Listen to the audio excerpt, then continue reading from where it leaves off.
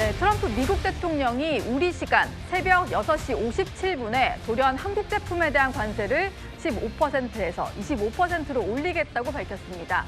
대상에는 자동차를 포함한 기타 모든 상호관세 상품이다 이렇게 적었는데요. 한국 국회가 한미 합의를 지키지 않았다는 이유를 들었습니다. But we have great national security because of those tariffs. If we didn't have the tariffs, we wouldn't have been able to do that. So these are the accomplishments of what we've produced. I could stand here and read it for a week and we wouldn't be finished. But we've done more than any other administration has done by far. And we have tremendous national security because of tariffs and tremendous income. You know, we have, and by the way, no inflation.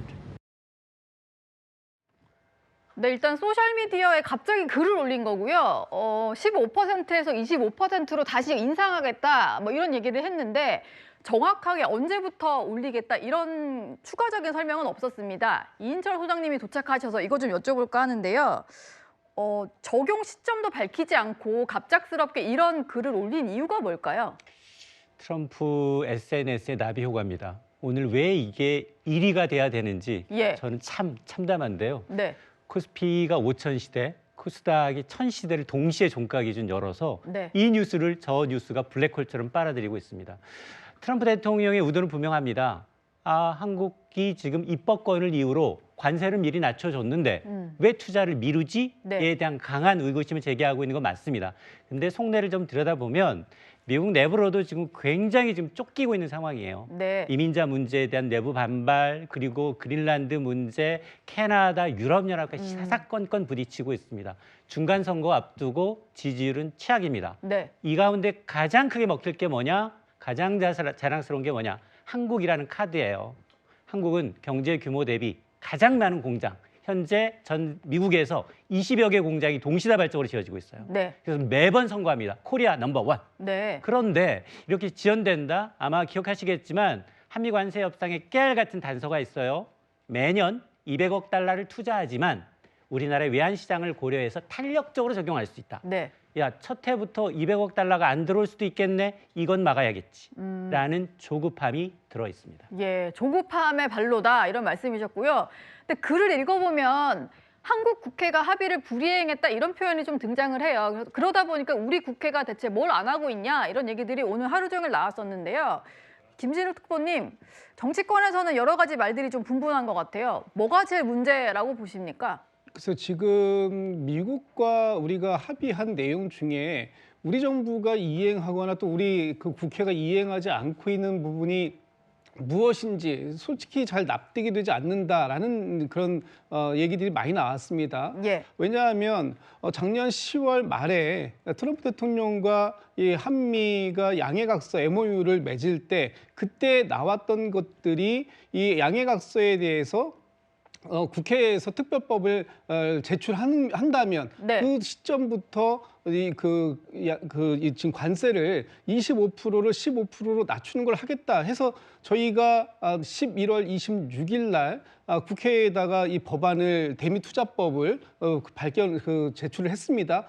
그렇기 때문에 11월 1일자로 25%의 관세가 15%로 내려갔는데 지금 그렇게 국회에 법안이 제출되고 난 이후에 과연 국회는 아무것도 안 했는가? 그렇지 않습니다. 12월 달에 예산국회에 있었지 않습니까? 그 예산국회 때 2026년도 그러니까 올해 예산안 중에 한미전략투자공사 그러니까 지금 대미 투자를 담당해야 할 공사 설립에 관련된 출자 예산 1조 1,000억 원을 책정을 했습니다. 그렇기 때문에 지금 우리가 미국과 약속한 그런 내용들이 착착 진행되고 있다. 다만 왜 법안이 그러면 빠르게 통과되지 않았느냐? 민주당이 다수당임에도 불구하고 단독적으로라도 이거 통과시킬 수 있는데 왜 통과시키고 있지 않느냐라고 지금 일부에서는 얘기하고 있습니다만 지금 국민의힘에서 이 국회에 5개의 법안이 올라가 있는데 이 부분에 대해서 같이 논의해주지 않고 있다라는 것 그리고 작년 트럼프 대통령과의 MOU 이 부분에 대해서 국민의 부담이 크니 비준을 반드시 받아야 된다라고 주장하고 있다는 것 이런 부분들에 대해서 각 당이, 양 당이 지금 협의를 진행하고 있는 과정인데 이 부분에 대한 진도가 조금 미국 측 입장에서는 더디다라고 느끼실지 모르겠지만 저희도 나름의 상황들이 있고 순서가 있는 것인데 이렇게 일방적으로 합의된 약속을 파기하는 듯한 모습으로 이렇게 갑자기 SNS에 글을 올리는 것 저는 좀 당황스럽다 이런 표현을 좀 드려야 될 것 같고요. 네. 저희 민주당이나 또는 국회 그리고 정부가 이 문제에 대해서 손 놓고 있지 않다라는 점을 좀 미국 측이 좀 적극적으로 설명도 필요하고 알아줬으면 좋겠다 이런 생각이 듭니다. 예. 일단 민주당에서는 대미 투자 특별법을 조속히 통과시키겠다. 뭐 국회 비준 사항은 아니다. 이렇게 설명을 하고 있는데요. 이인철 소장님께 이거 좀 여쭤볼게요.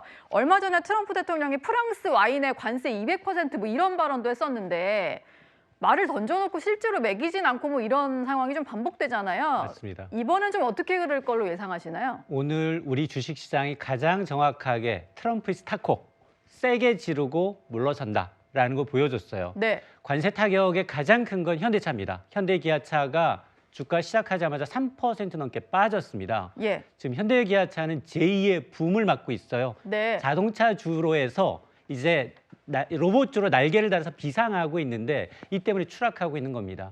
현대 기아차의 경우 만약에 관세가 25%로 복원되면 예. 연간 물어야 될 이 관세만 적게는 8조 원, 많게는 11조 원입니다. 예. 판매 자체가 줄어들기 때문에 미국 수출 품목 1위인 반도체, 지금 자동차가 꺾이게 되면 우리나라 전체 GDP의 최대 0.6%포인트가 줄어듭니다. 네. 올해 이제 아마 정부의 올해 성장률 전망치 2.0, 한국은행 성장률 전망치 1.8이거든요.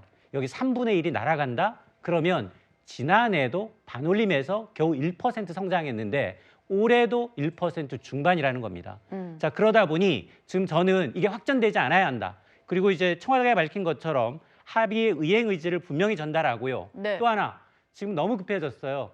캐나다에 지금 60조 원짜리 방산수자로 갔던 김정은 장관 예. 바로 워싱턴으로 발길을 돌렸습니다. 네. 실무 차원에서 하워드 러트닉 상부장관과 만나서 과연 SNS발 이 의도를 파악하면서 우리의 정말로 합의 의행 의지를 전달하면서 타 업종으로 확산되지 않아야 돼요. 트럼프 대통령 네. 대법원의 상호 판결 부정적으로 나올 것을 대비해서 반도체 관세 100% 매기겠다. 이건 바로 우리나라의 직격탄입니다. 예. 따라서 이번 이제 관세 파동이 다른 의약품이나 자동차나 그리고 이제 반도체로 확전되지 않도록 이제 의제를 좀 분리하는 게 좀 필요해 보이고 특히나 트럼프가 직접적으로 이제 한국의 입법부를 지목한 건 유럽연합과 일본은 시행을 하고 있기 때문입니다. 그렇기 때문에 우리도 정쟁을 좀 멈추고 대세적인 측면에서 이거를 좀 풀어야 되겠습니다. 예. 뭐 이인철 소장님 말씀 중에 좀 언급을 해주셨는데 뭐 현대차 관련 주가들은 좀 하락을 하긴 했습니다만 뭐 반도체 주식들은 여전히 잘 버텨주는 바람에 우리 뭐 증시에는 엄청난 타격까지는 없었다는 점을 좀 짚어드리고요. 이걸 또 한번 살펴봐야 될 것 같습니다. 어제 방미 일정을 마치고 귀국한 김민석 총리가 이해찬 전 총리 조문에 가기 전에 국무회의에 출석을 했었는데요. 이런 일이 벌어졌습니다. 오늘 준비한 안건들이 꽤 많은데 우리 총리께서 도중에 좀 가셔야 된다고 그러셨나요? 네. 적당히 진행하다 가시면 제가 마저 진행하겠습니다. 이해찬 민주평통 수석 부의장님의 장례위원장을 맡게 돼서 중간에 자리를 비울 것 같아서 네. 오늘 경제부총리께 부탁을 드렸습니다. 네, 총리님이 뭐 방미 선고하고 하실 말씀 있으시다 그래가지고 됐습니까? 네, 알겠습니다. 그러면 현안 토의를 진행하겠습니다. 사실은 방미 성과를 오늘 국무회의에서 얘기를 좀 하고 이석을 했을 수도 있을 텐데 아마 이런 상황이 조금 영향을 준 게 아닌가 싶어요. 벤스 미국 부통령을 만나서 직통 번호를 받았다. 뭐 한라인에 대해서 엄청나게 좀 이제 설명을 했었는데 하루 만에 관세에 관련된 트럼프 대통령 발언이 추가로 나온 거잖아요. 이현정 위원님. 네. 왜 이런 일이 벌어졌을까요? 그러니까 총리가 사실은 부통령을 만나서 위해서 방미하는 것은 굉장히 이례적인 일이었습니다. 네. 근데 지금 우리가 관세 협상한 과정에서 우리 정부가 드러난 문제점은 정보가 없다는 거예요. 예. 즉 미국의 지금 정보에서 움직이고 있는 정보에 대해서 굉장히 미비하다는 거거든요. 근데 문제는 김민석 총리가 가서 지금 한라인도 했고 굉장히 좋은 성과를 했다. 이렇게 이제 이야기를 하고 그걸 이제 국무회의 석상에서 이야기를 하려고 아마 미리 이야기를 한 것 같아요. 네. 근데 딱 저게 오늘 아침에 딱 발표가 됐지 않습니까? 트럼프가 SNS에 올리면서. 그러니까 이게 머쓱해진 거죠. 뭔가 지금 뭐 잘 돼가는 것처럼 이야기를 했는데 알고 보니까 이게 뭐 지금 전혀 이게 몰랐다. 더군다나 우리가 정부가 트럼프 행정부에서 얼마 전에 경고가 왔다는 거 아니겠습니까? 왜 네. 이렇게 늦는지. 네. 자, 그러니까 지금 저번 관세 협상에 대해서 정부에 대해서 불신을 가지는 게 도대체 미국에서 어떻게 움직여내는지, 뭘 하는지. 네. 총리가 갔는데 부통령까지 만났는데 몰랐다. 이렇게 되면 이건 정부력에 꽤 큰 구멍이 난 게 아닌가 이런 지적을 할 수밖에 없을 것 같습니다. 예. 짧게 이인철 소장께 질문 하나만 더 드리도록 하겠습니다.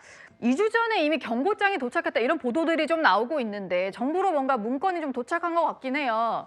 징후가 없었을 리는 없잖아요. 어떻게 보시나요? 사실은 이제 트럼프 대통령 우리가 일기 때 경험을 했잖아요. 네. 그래서 아마 많은 분들이 트럼프 대통령의 SNS를 늘 주시하고 있어요. 그냥 이번에도 보게 되면 어떤 문구가 있냐면 관세를 언제부터 인상하겠다는 얘기 구체적으로 밝히지 않았어요. 네. 또 하나는 뭐냐? 합의를 어겼다가 아니라 이행하지 않았다라는 거예요. 그러면 전반적으로 15% 상호 관세를 지렛대로 해서 한국 정부와 국회를 조금 압박하겠다라는 의미지 이게 네. 정부 차원에서 정해져서 정제된 어떤 의견이 아니라 이러기보다는 트럼프식 어떤 압박 정치 일환이기 때문에 우리가 뭐 2주 전에 트럼프가 굉장히 상세하게 이걸 알려준다? 그거는 우리나라뿐만 아니라 전 세계 누구도 해당 사항이 없어요. 예. 트럼프는 즉흥적으로 자기가 생각날 때 SNS를 통해서 의도를 파시하고 그게 한국은 바로 즉각적으로 반응이 옵니다. 그러다 보니까 이제 한국에 대해서 얘기한 거지 우리만 별도로 해서 이제 좀 이런 정보를 이제 왜곡하거나 아니면 주지 않았다라는 데에 대해서는 좀 저는 동의하지는 않습니다. 예.